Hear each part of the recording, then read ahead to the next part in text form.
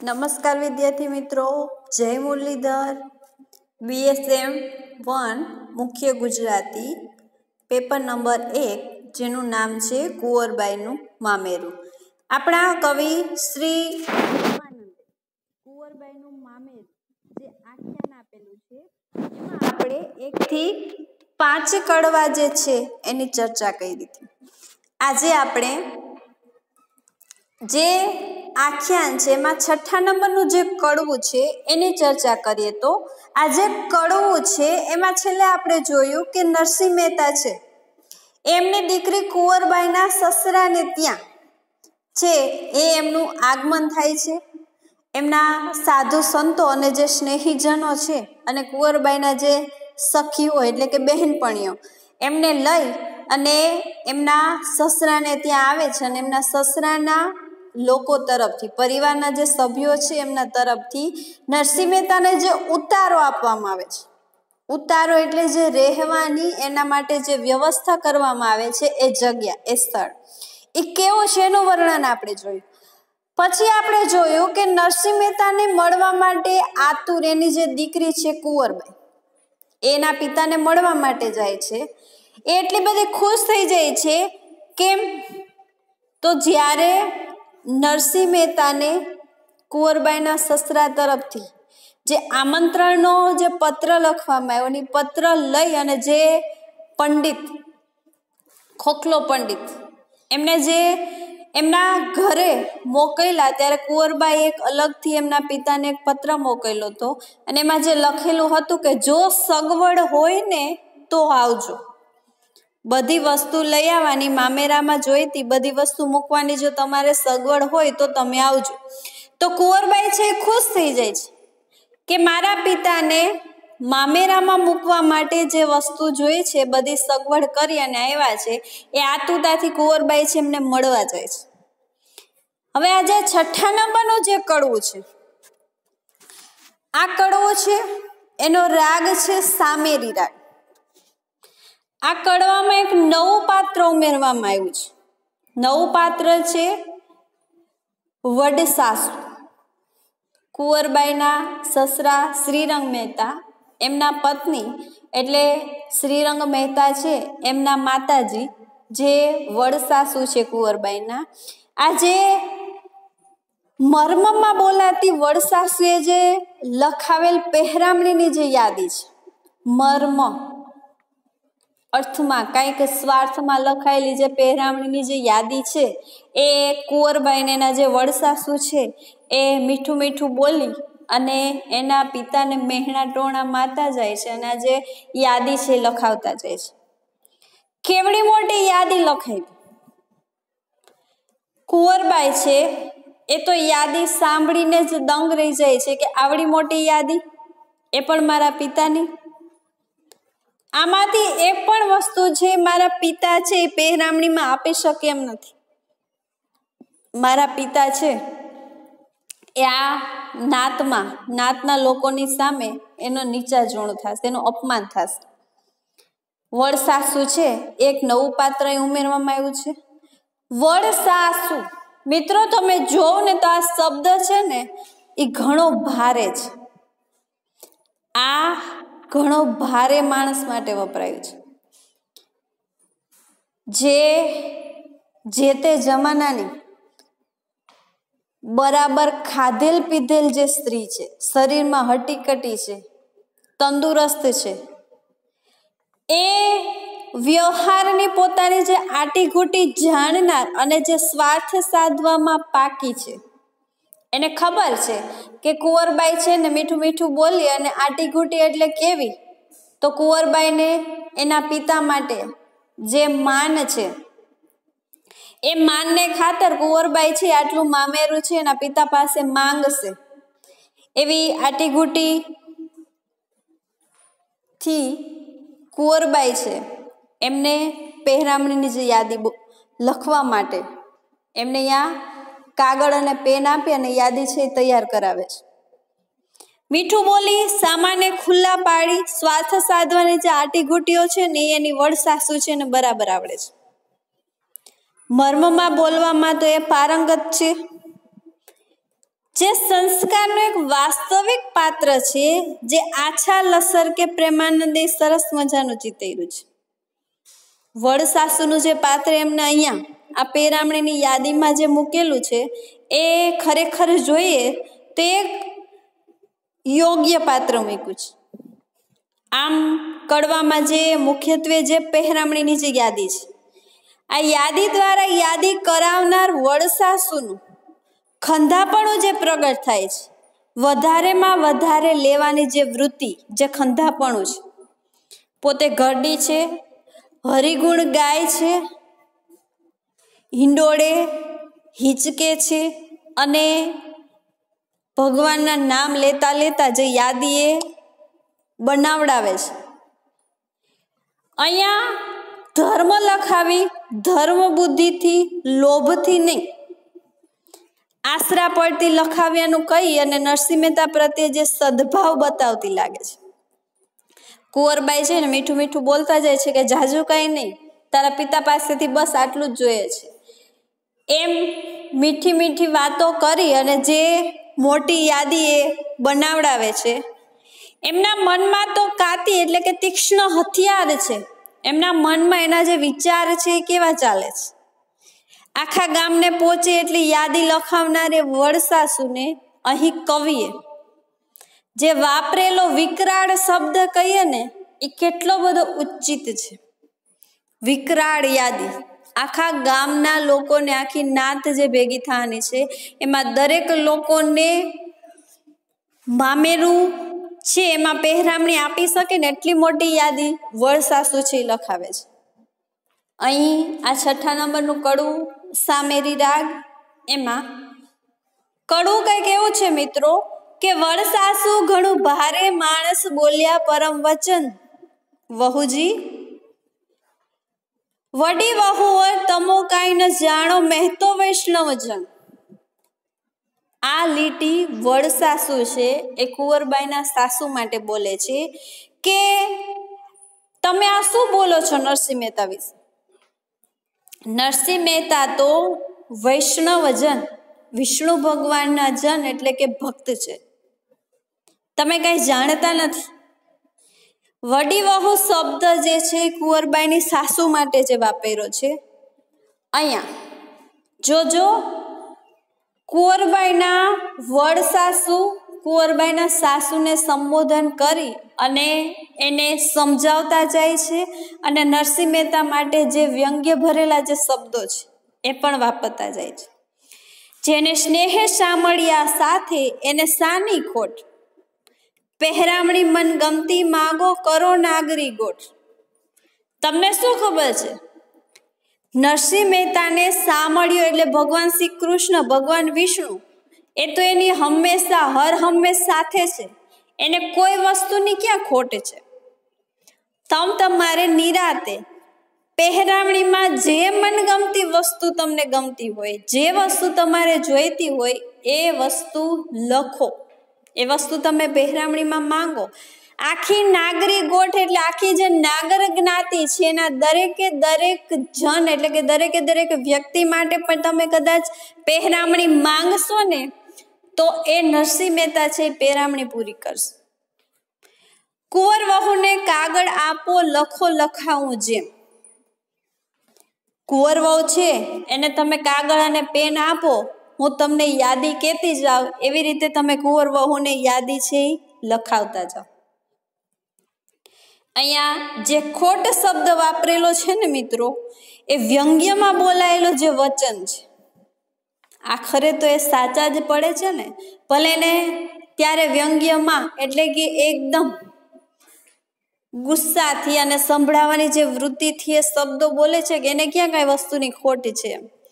ખરેખર એ વાત છે છેલ્લે જ્યારે ભગવાન વૈકુંઠનાથ એમના પત્નીની સાથે આવી અને મામેરું પૂરે છે ત્યારે તો આ વ્યંગ્યમાં બોલાયેલો જે શબ્દ છે એ ખરેખર સાચો પડે છે. અહીંયા એના વડસાસુ છે એ કુંવરબાઈને પત્ર અને પેન આપી અને પહેરામણી લખવાની જે ક્રિયા છે એ કરાવે છે. એમની વચ્ચેના જે સંવાદો છે, રૂડો વેવાય આંગળે આવ્યો, કોડ ન પહોંચે કેમ? લખો 5 શેર કંકુ જોઈએ, શ્રીફળ લખો 107. અહીંયા નાગરીનાથ એમાં જે ગોષ્ઠીઓ, જે લોકો, જે પુરુષ, એનો એવો રિવાજ છે જ્ઞાતિનો કે દરેકે દરેક વ્યક્તિને પહેરામણી આપવી. આવો જે ઉલ્લાસનો જે પ્રસંગ છે, નાતની આગેવાન વ્યક્તિઓને અને નિકટના જે સગા સંબંધીઓને જેને ભેગા કરવામાં આવે છે, એ રિવાજ પ્રમાણે દરેક લોકોને પહેરામણી આપવી.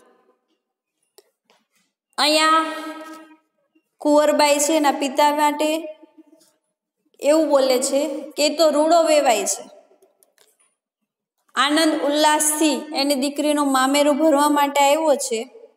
તમે એના કોળ એટલે કે એની આશાઓ કેમ ઓળખી નથી શકતા? તમે જે વસ્તુઓ માંગશો એ વસ્તુઓ છે એ પહેરામણીમાં આપશે.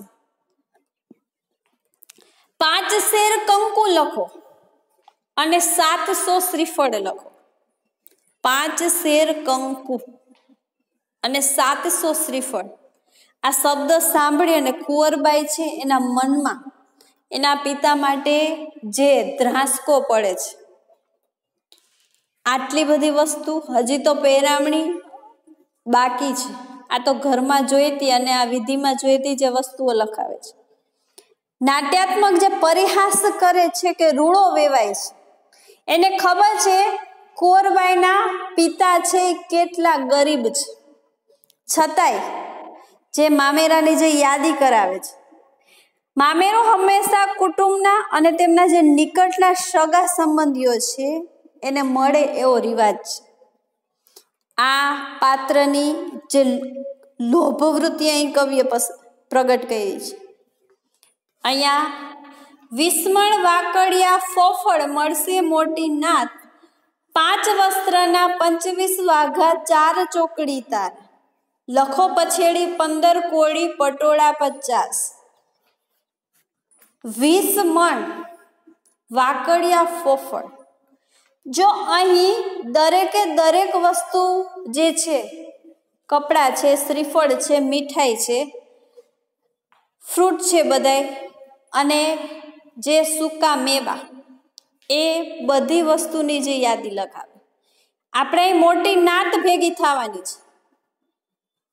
5 વસ્ત્ર નહીં પણ 5 વસ્ત્રની બદલે 50-20 વાઘા લખો. જે પુરુષો માટેના જે કપડાં છે,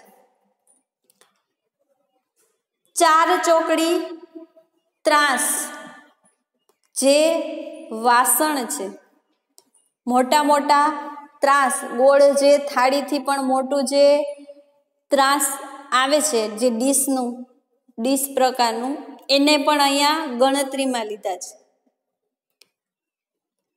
પછેડી છે એ 15 કોળી અને પટોળા છે એ 50 લખાવે છે.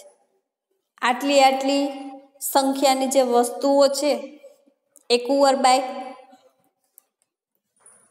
સાંભળે છે અને કુંવરબાઈના મનમાં એના પિતા પ્રત્યે જે દુઃખની લાગણી વ્યક્ત થાય છે. 60 મુગટા 100 સણિયા, શિર લખો 40, ધોતિયા બ્રાહ્મણને જોઈએ લખો કોડી 30. મુગટ જોઈએ છે 60 જેટલા. જે કપડા નાના નાના જે ટુકડાઓ છે એની માત્રા આપેલી છે 40. 101 જે સ્ત્રીઓનો પોશાક જે છે, ચણિયો ને પટોળું ને જે કંખો ને જે પણ પોશાક છે, બ્રાહ્મણને ધોતિયા તો જોઈએ જ. 30 કોડી જેટલા જે ધોતિયાઓ છે. જો અહીંયા ત્યારે રૂપિયા અને પૈસા ને નોટ એવું કોઈ મૂલ્ય નહોતું. એ જમાનામાં કોડી એ એક રૂપિયા પૈસા સિક્કાના બદલામાં એનું ચલણ જે ચાલતું હતું, તો 30 કોડીના જેટલા કપડા આવે, જેટલા ધોતિયા આવે એટલા ધોતિયા છે લખાવો. પૈસાનું મૂલ્ય છે કે આટલા પૈસાની જેટલી વસ્તુ આવે એટલી તમારે લઈને આવવાની છે. બે કોળી જરકશીની સાડી રેશમી કોળી બા. બે કોળીની જરકશી ભરેલી જરી ભરેલી જે સાડી આવે એમાંથી બે સાડી લેવાની છે. રેશમી જે 12 કોળીની જે રેશમી કપડું આવે છે. સાદી સાડી લખો 300, છાયલ લખો 4. 300 જેટલી તો સાદી સાડી લખવાની છે, જે નાતમાં આવેલી જે બહેનો છે, જે દીકરીઓ છે, એમને આપવા માટે. ઘર સાડી લખો 10-20 કોળી, 16 કોળી લખો ઘાટ.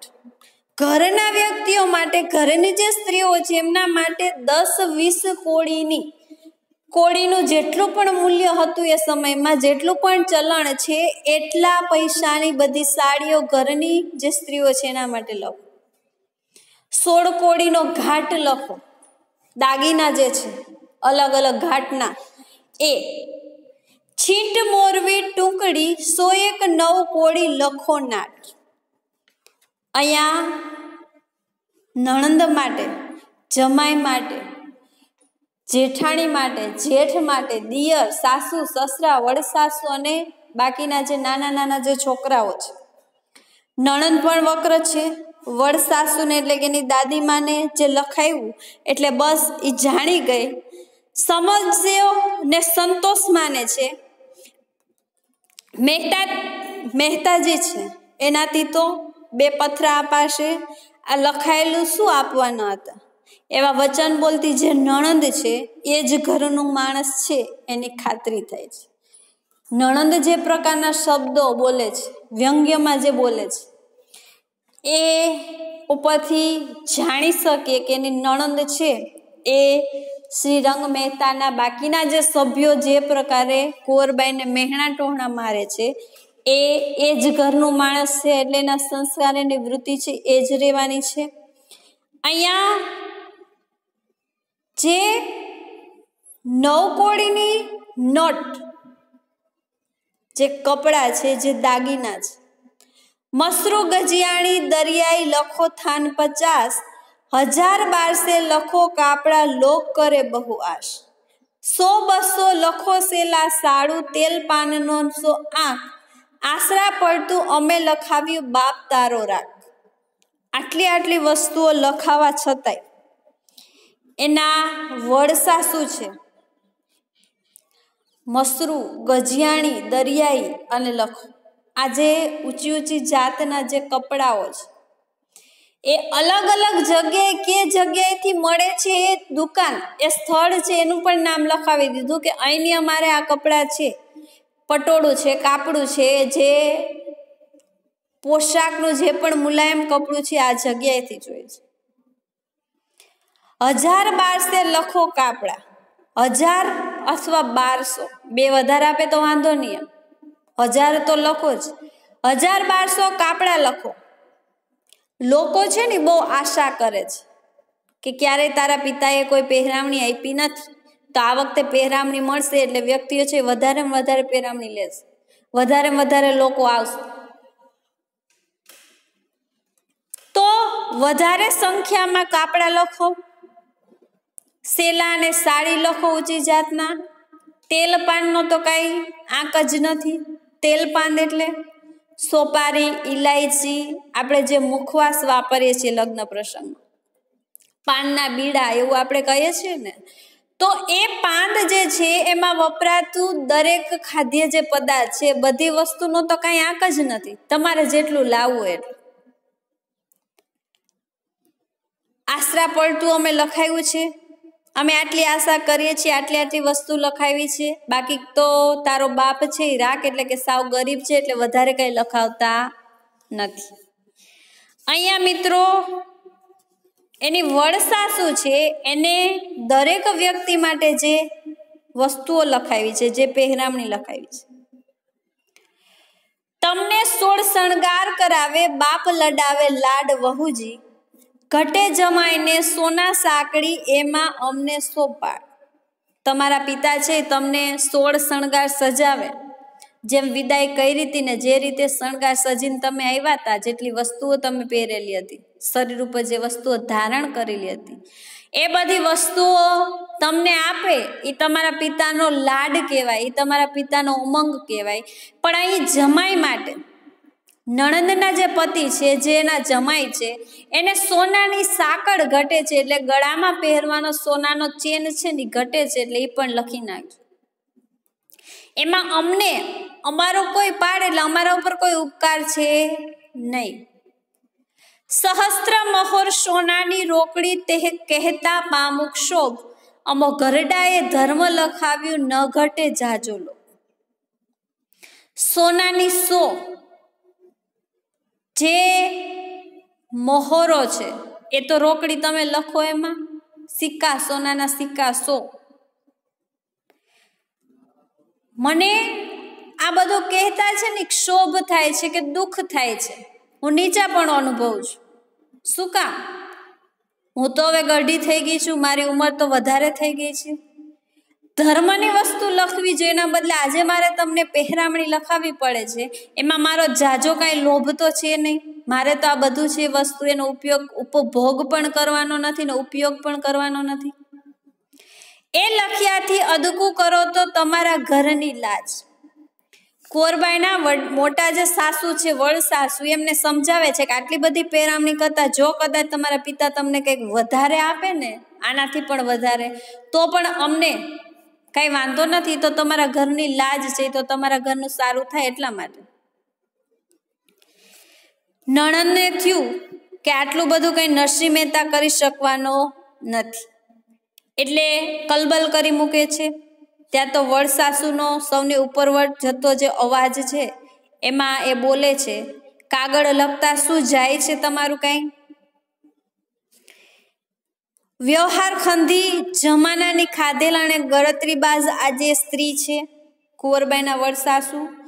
એ કુંવરબાઈ પાસે કેટલી વસ્તુ, નાનામાં નાની સોયથી લઈ અને મોટામાં મોટી ઘરમાં વપરાતા જે પણ સોના મોહ છે, દાગીના છે, જે પણ વસ્તુ છે, એ બધી વસ્તુની એ માંગણી કરી લે છે.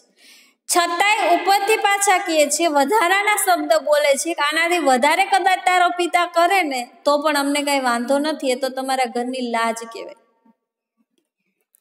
કેટલી સ્વાર્થી સ્ત્રી ગણાય. તવમુખ મરડી નંદી બોલી સિદ્ધ થયા સર્વ કાજ, ભારે મોટા બે પહાણ લખો ને જે મહેતોથી અપાય. ડોશી કહે, સોર કરો છો, કાગળ લખતા શું જાય? નણંદ છે વાકું બોલી, મોઢું વાકું વચકોડી અને બોલે છે કે આટલું બધું લખાવાની શું જરૂર છે? નરસિંહ મહેતા આપણા માટે બે મોટા મોટા પથ્થર લઈ આવીને આપે ને તો આપણા માટે એ આપી દે ને, આપણા માટે બે પથ્થર, એ સારામાં સારું કર્યું હોય ને એવું કહેવાય, એનું સારું કામ કહેવાય. બાકી આમાંથી એક પણ વસ્તુ એ આપી શકશે નહીં. ત્યારે એના દાદીમાં છે બોલે છે કે સોર બકોર શું કામ કરો છો? બોલચાલ શું કામ કરો છો? કાગળ લખીએ છીએ ને એમાં તને કઈ વાંધો છે? કાગળ લખવામાં આપણું શું જાય છે? આપણે તો પહેરામણીની યાદી છે એ લખાવી છે. હવે પહેરામણી આપી શકે કે ના આપી શકે, આપણા તરફથી જે પહેરામણીની યાદી લખાવાની હતી એ અહીંયા નોંધણી થઈ ગઈ છે. વલણ જે છે મિત્રો, શું જાય લખતા આપણું વડસાસુ વિકરાળ રે, કુંવરબાઈને કાગળ વાંચી પડી પેટમાં ફાડ રે. કુંવરબાઈ આ કાગળ લખતી જાય છે અને પછી ફરી પાછો આ કાગળ જ્યારે એકવાર વાંચે છે ને ત્યારે કુંવરબાઈના મનમાં જે પડતી ફાડ છે, જે એક પ્રકારની બીક છે, જે એક પ્રકારનો અફસોસ છે, બિચારી હજી હમણાં એની વ્યથામાંથી બહાર આવી છે કે મારા પિતા આવશે કે નહીં આવે, આવશે કે નહીં આવે. ને હવે પિતાજી આવ્યા છે. પિતાએ કડવા પાંચના જે અંત ભાગમાં શ્રદ્ધાબળ જે સિંચું છે કે તું ઉદાસ ન થાતી, હરિ ભગવાન વિષ્ણુ હારે છે ને તારું મામેરું ઈ પૂરશે, એ જે શ્રદ્ધા બતાવી છે, જે બળ બતાવ્યું છે, હિંમત ન હાતી એમ. ત્યાં તો પહોંચ બહારની યાદીએ તેને વળી પાછી ફફડાવી મૂકી. એના પિતાએ જે ધરપત આપી હતી, જે ધીરજ આપી હતી કે તું ડર નહીં એમ. અને એમાંથી હજી કુંવરબાઈ છે માંડ ઉગર્યા હતા, ત્યાં તો વડસાસુએ આવડી જે મોટી યાદી છે આપી છે, એના લીધે ફરી પાછા જે કુંવરબાઈ છે એને એક પ્રકારની દુઃખ થાય છે કે મારા પિતા છે આટલી બધી વસ્તુઓ પહેરામણી કઈ રીતે આપી શકશે. એ પહેરામણીમાં અત્યારે હાલ પૂરતી તો કોઈ વસ્તુ લાવ્યા નથી, તો હવે મારા પિતાજી છે આ બધી પહેરામણી છે એમાં કઈ રીતે પહોંચી વળશે. આ તમારું જે 6 નંબરનું કડવું હતું. અહીંયા કુંવરબાઈની વડસાસુએ મંગાવેલી જે પહેરામણીની યાદી છે. આગળનું કડવા નંબર 7માં આપણે બાકીનું જે ઘટના છે, જે કથા વસ્તુ છે એ જોઈશું. ફરી પાછા મળીશું. ત્યાં સુધી જય મુરલીધર.